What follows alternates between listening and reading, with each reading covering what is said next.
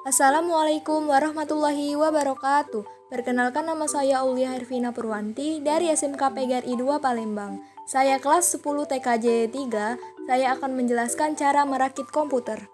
Pertama-tama kita harus mempersiapkan alat. 1. Pasta pendinginan prosesor. 2. Obeng plus dan minus. 3. Kabel T pengikat kabel. 4.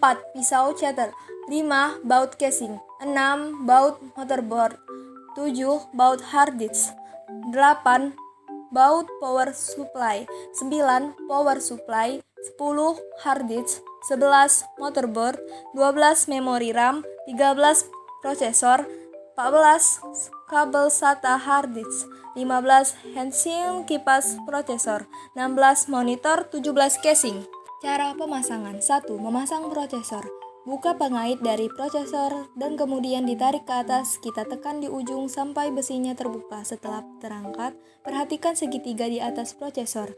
Di atas prosesor ada segitiga. Cara pemasangannya, kita harus samakan segitiganya di prosesor.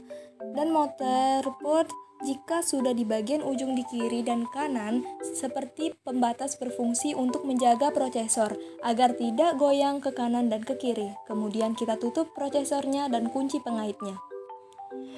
2. Pemasangan memori RAM. Cara memasang memori RAM harus diukur terlebih dahulu. Setelah itu masukkan lalu jepit di kanan dan kiri.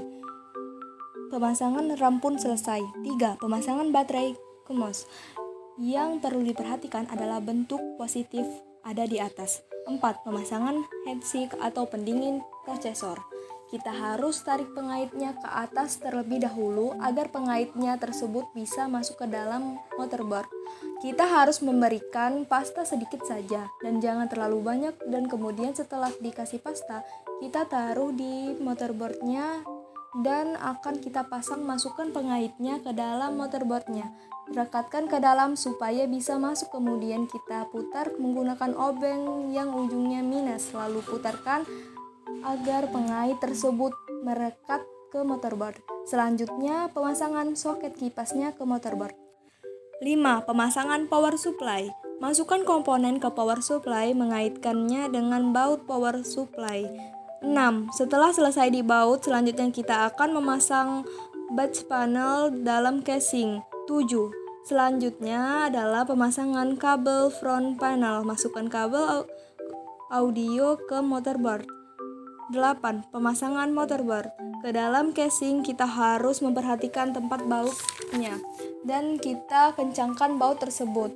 9. Selanjutnya pemasang kabel power supply. 10. Berikutnya pemasangan hard disk ke dalam casing, lalu kencangkan dengan baut hard disk. 11. Setelah kencang, selanjutnya pemasangan kabel SATA dan power hard disk. 12. Selanjutnya merapikan kabel menggunakan kabel T agar kabel-kabel tersebut terlihat rapi. Jangan ditutup terlebih dahulu komputernya karena kita akan menguji coba komputernya. 13. Tahap uji coba. Sekian presentasi saya akhiri. Wassalamualaikum warahmatullahi wabarakatuh.